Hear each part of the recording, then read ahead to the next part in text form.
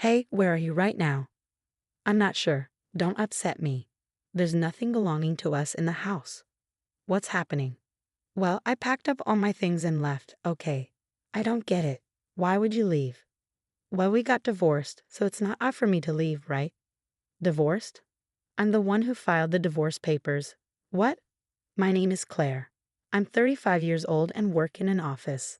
I'm married to Evan, and we've been together for 5 years. Evan used to work at a company, but he quit his job 2 years ago to start his own business. Unfortunately, his business hasn't been doing well, and we've been struggling financially for the past 2 years. Luckily, I have a good income, so we're able to make ends meet.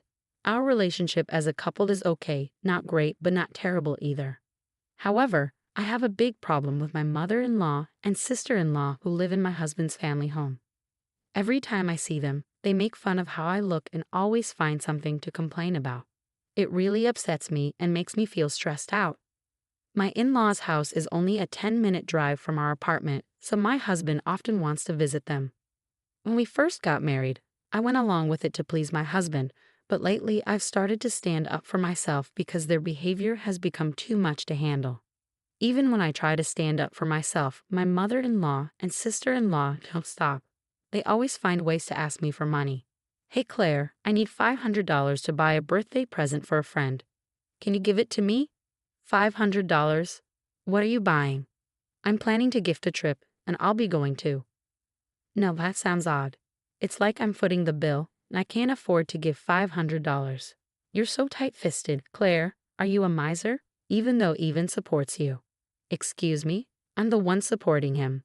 My husband hasn't contributed anything to our living expenses in the past year, and you, sister-in-law, should get a job. It's not okay to be unemployed at your age. Why does my mother-in-law accept my sister-in-law's unemployment? I wanted to say all of this, but my husband interrupted. Hey Claire, I have a friend's birthday coming up. I want to buy a present, so could you give me $500? You really understand, Evan. You're a good son. Then can I also get about $300? I need it for something. I wasn't sure. It's okay, Claire.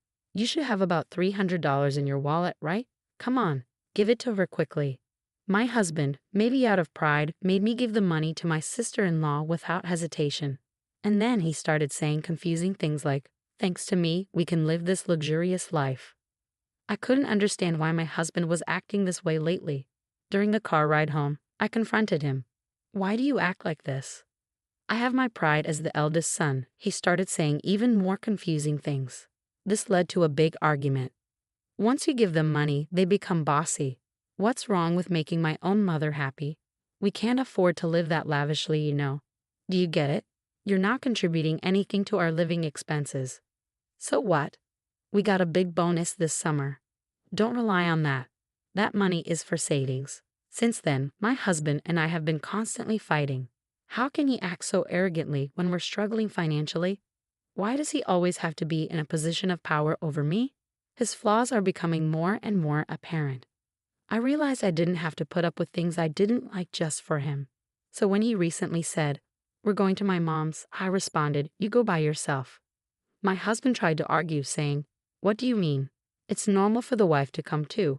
But when I pointed out, "So you're abnormal because you don't come when we go to my parents' house," he got annoyed and said, "Do whatever you want," then went to his parents' house alone. A weekend without my mother-in-law and sister-in-law was such a relief. It felt so comfortable and nice. With some free time to myself, I focused on working towards my dream, and that dream is to buy my own home. I spent time researching online and ordering brochures. My dreams and aspirations were growing, and just thinking about my new house made me excited. As I looked at different furniture options online, I imagined carefully arranging them in my future home. Lost in these thoughts, time passed quickly, and before I knew it, evening had arrived and my husband was back. "Oh, welcome home." Oh, is he still upset? How childish. He should act more mature as a grown man. I wasn't trying to cater to my husband, so I continued making dinner without speaking to him. Then out of nowhere, my husband spoke up. "You've been quite bold lately, huh? Standing up to me and saying you don't want to see my mother and the others." Defying, we're equals in this relationship. Besides, your mother and the others always criticize me, so I don't want to visit your parents' house anymore. That's what I mean by being bold. Normally, wives are expected to obey their husbands. If you say I can't do that, you're talking about divorce, right? Divorce? Are you surprised that I wouldn't mind being divorced by you?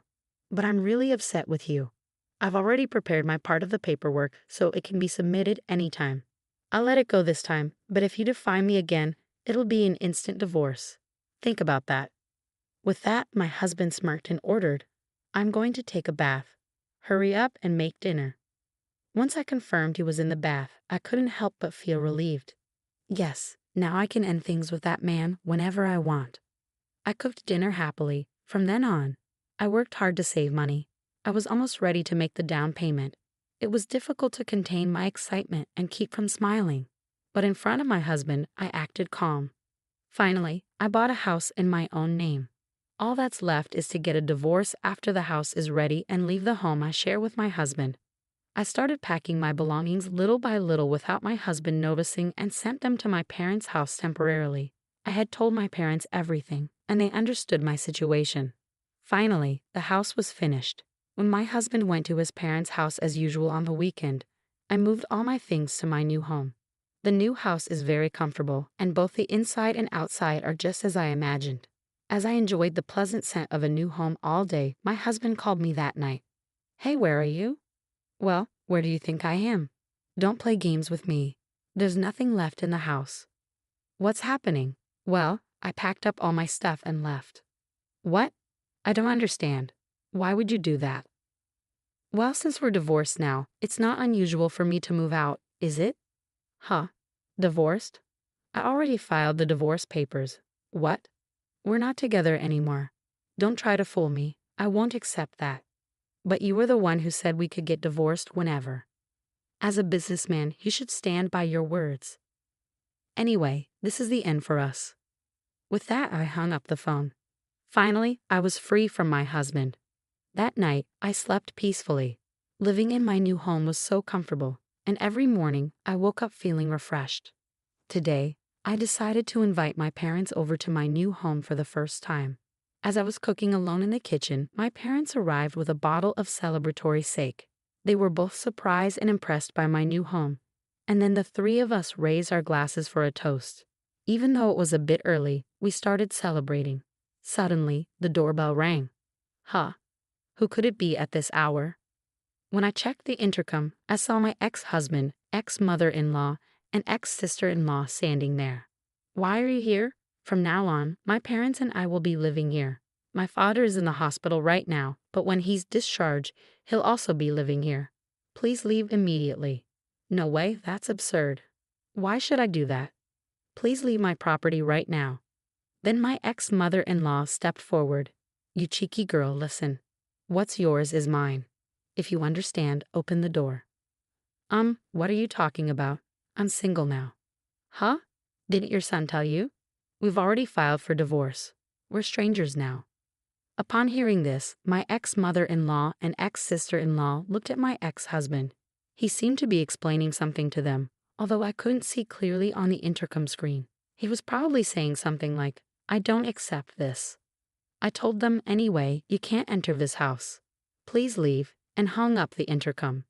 As my ex-husband continued shouting at the front door, demanding to talk, I was at a loss for what to do to make him leave.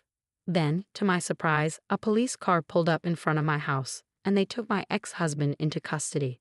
From inside, I could hear my ex-husband protesting and struggling as the police pinned him to the ground. It hurts. Why is this happening to me? Meanwhile, my ex-mother-in-law and ex-sister-in-law stood there in shock upon learning that their son was divorced. They weren't arrested, but they were escorted away in the police car. After watching my ex-husband and his family being taken away, I returned inside the house, wondering who had called the cops. Then, to my surprise, my father made a peace sign. In situations like this, you call the police immediately. Trust your always calm dad. We continued our party with another round of drinks. As for how my ex-husband found out where I live, it turns out he followed me home from work because he admitted to stalking me. If he shows up again, he'll be arrested on the spot. With his timid personality, it's unlikely that he'll come near this house again. I also obtained a restraining order against his family. After the incident, it seems my ex-husband's business went downhill, and he accrued a lot of debt. With the divorce, the financial support he and his family were relying on from me was cut off. Additionally, with his father in the hospital, they had no source of income, so they had to sell their house. It's a case of reaping what they sowed. On the other hand, I invited my parents to live with me in my new home. They're very happy, calling me incredibly filial, and they're enjoying life in our new home. I want to continue cherishing my parents and live happily as a close-knit family. With his timid personality, it's unlikely that he'll come near this house again. I also obtained a restraining order against his family. After the incident, it seems my ex-husband's business went downhill, and he accrued a lot of debt. With the divorce, the financial support he and his family were relying on from me was cut off. Additionally, with his father in the hospital, they had no source of income, so they had to sell their house. It's a case of reaping what they sowed. On the other hand, I invited my parents to live with me in my new home. They're very happy, calling me incredibly filial, and they're enjoying life in our new home. I want to continue cherishing my parents and live happily